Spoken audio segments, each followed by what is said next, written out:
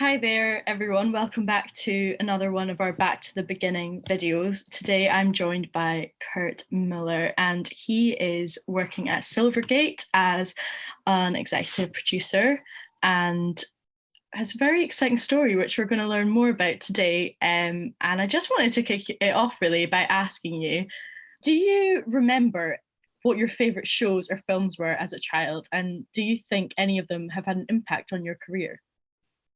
Okay, yeah, no, that is a fairly easy one. Sesame Street.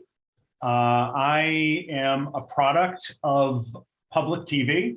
The public TV revolution in the United States of the late 60s, early 70s, or as my kids would say, the mid 1900s. Back in the mid 1900s, Sesame Street was this totally new, first of its kind, bright, colorful, furry, feathery, funny, most of all, really funny show for me, is how I interpret it. And my friend Adam Abrams, who would come over to my house almost daily, and we'd watch Sesame Street hanging off the side of the couch upside down.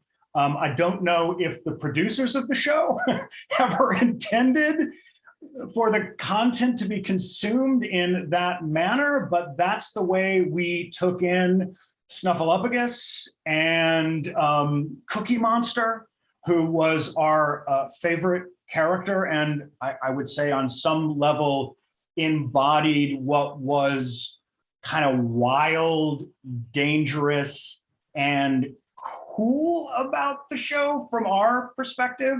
This sort of Technicolor monster who would attack cookies, crumbs spraying everywhere. It was sort of violent and wild and not very proper.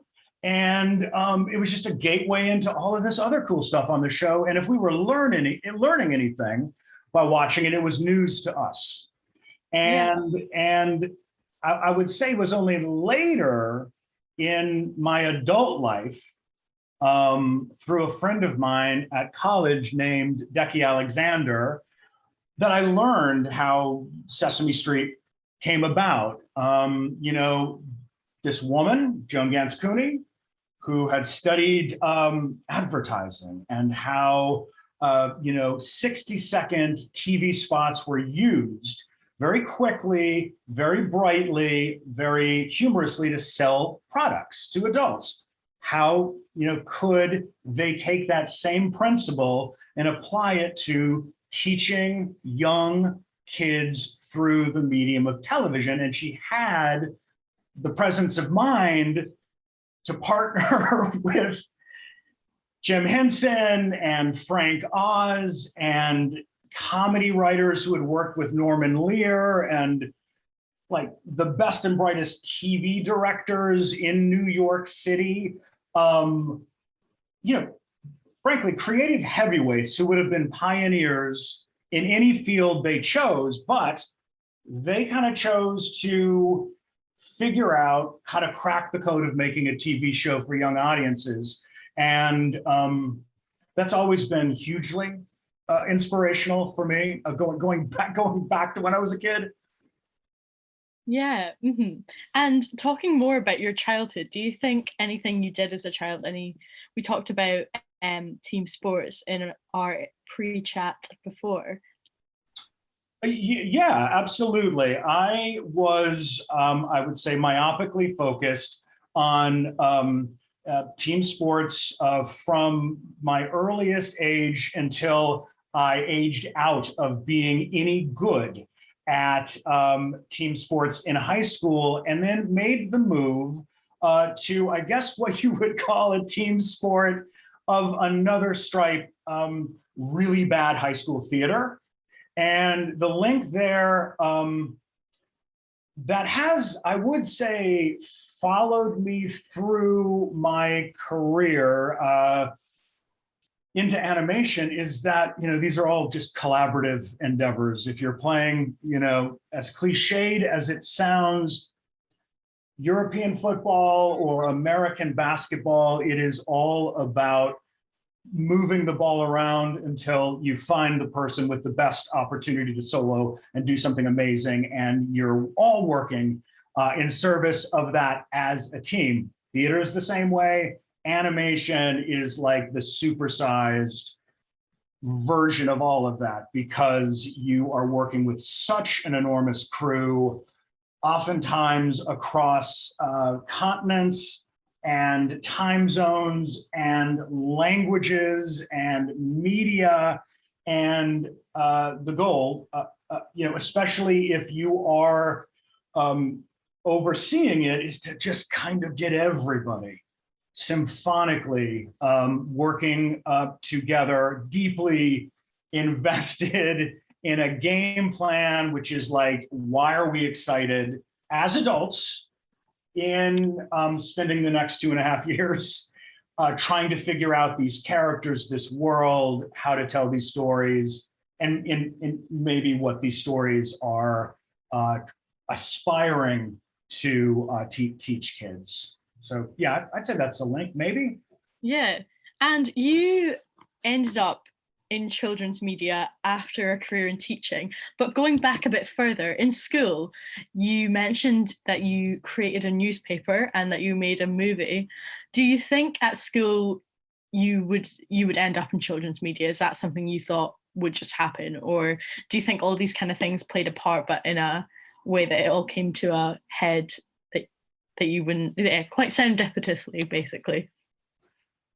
No, I don't think there was any way back then to foretell my good fortune of ending up in this incredible industry. But I will say that just the existence of shows like Sesame and then Electric Company and then things like Nickelodeon, they're all seeds that eventually, when I got out of my very parochial Midwestern upbringing, I started to kind of connect the dots to, well, okay, this is all happening in New York City. Like there are places like the Jim Henson Company and Children's Television Workshop, or Disney TV animation out in Los Angeles, where if you were so inclined, you could pursue those as career options. So I think that I think there was some serendipity in terms of me ending up teaching elementary school down in the deep south of the United States, and sort of really as a outgrowth of that, really getting deeply into kids literature. Like big focus of my work at that point was writing grants to bring multiple copies of just great literature into the classroom. Jerry Spinelli, Maniac Magee, Louis Sachar, Holes, Roald Dahl, just on and on and on.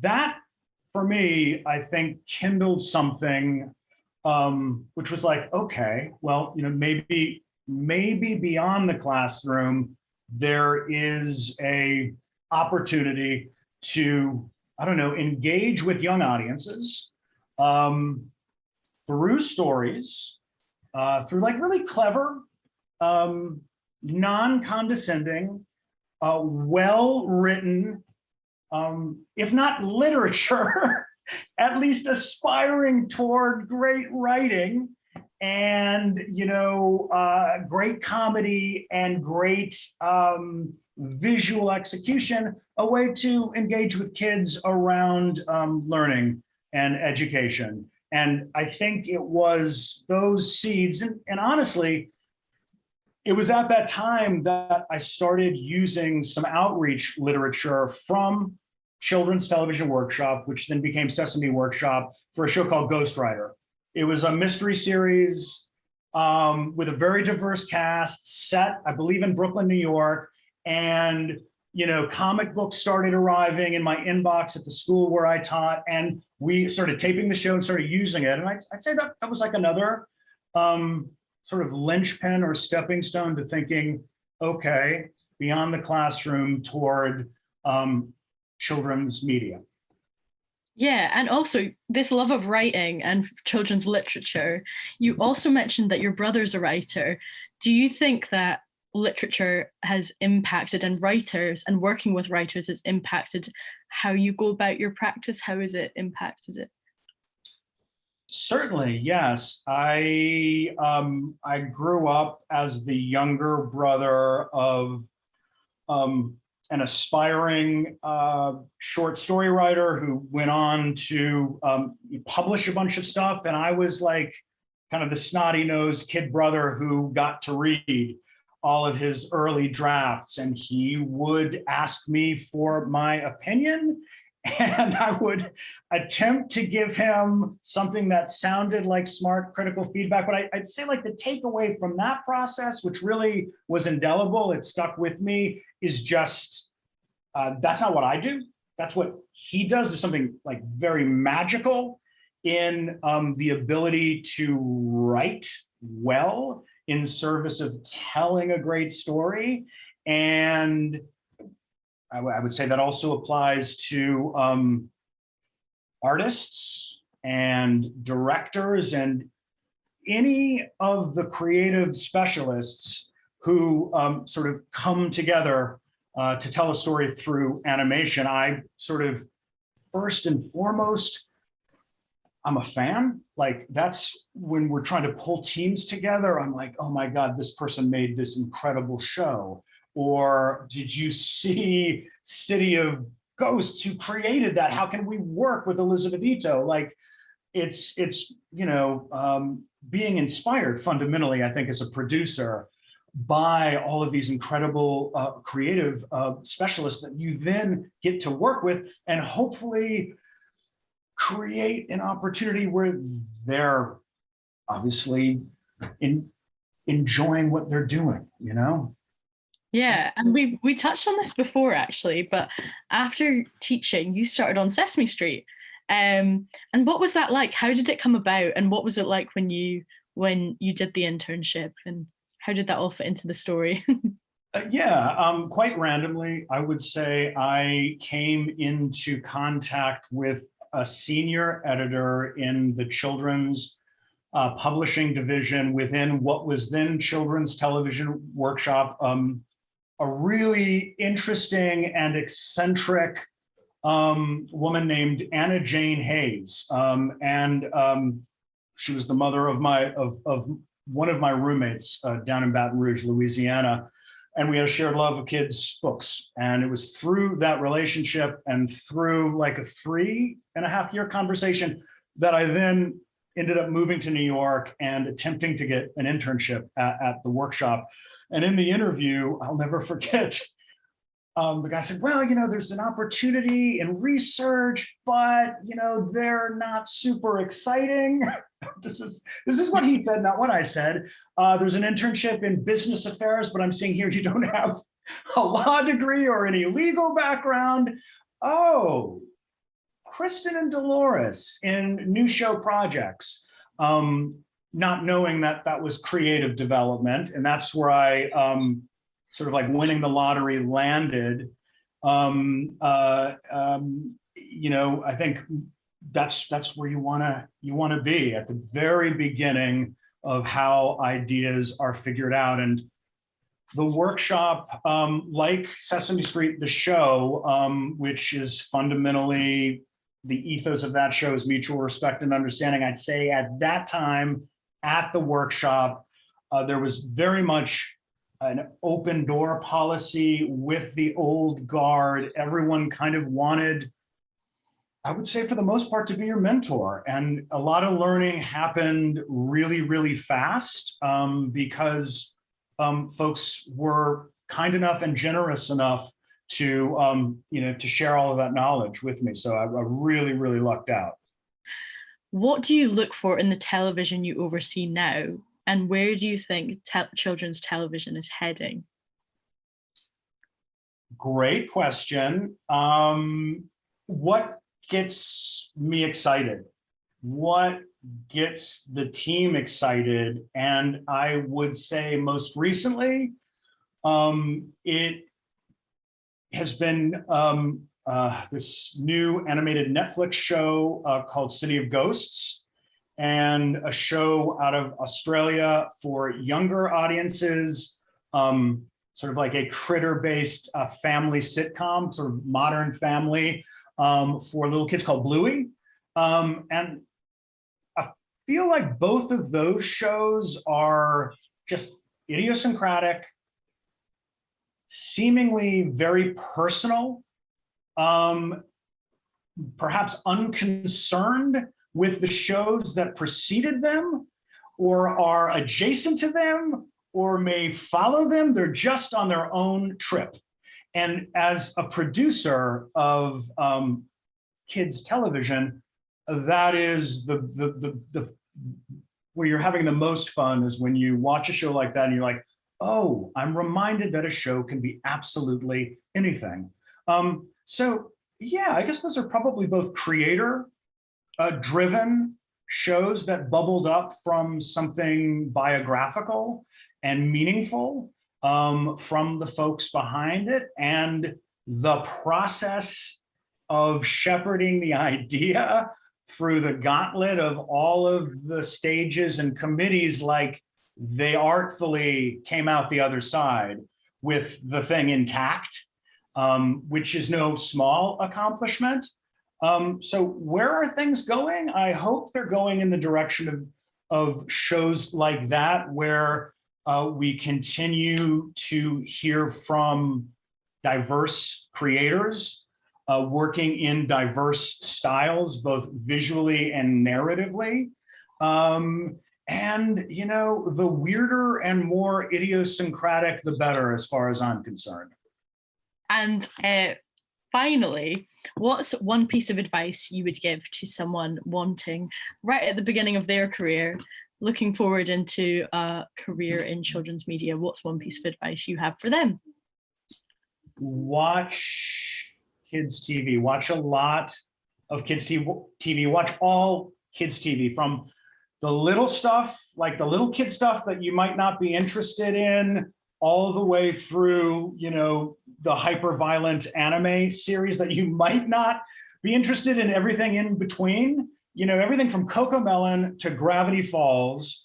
And through that, you're gonna have an understanding what's out there, but more specifically, you're gonna find what inspires you, the shows that inspire you, and the folks, the people that inspire you. And I would say, generally speaking, those two things tend to be connected. You're also going to find out the shows that repel you, and the shows that you would just sort of say, okay, all right, you know, someone wanted to make that, that's not for me. And then you can move forward with, this is not for me, this is absolutely for me. Here are the people who make this show. And I would say, because of the internet and things like LinkedIn and conventions such as Kidscreen and this one, there are opportunities now for you as an emerging individual in the industry to reach out directly to these creative people whose work has inspired you, learn from them, and possibly get your foot in the door someplace. That's the biggest thing. And as a part of that, last piece is getting your foot in the door means making yourself vulnerable, taking risks, putting yourself out there, cold calling, cold emailing, going to some of these industry events, which I have a tough time with because you're meeting a lot of new people. And if meeting a lot of new people is not your thing, which tends to be not the thing for a lot of creative people, you just take a deep breath and jump off the cliff and put yourself out there. And eventually, if the passion is there, you're gonna find your way, and you're gonna find your people within the industry, because the industry has gotten so large at this point that there are there are a lot of opportunities, whether it's in Europe or in the United States or elsewhere. Oh, thank you so much, Kurt, for chatting to us today. That was such an informative and interesting conversation, and I hope everyone at home found so too. Thank you. Bye now. Thank you.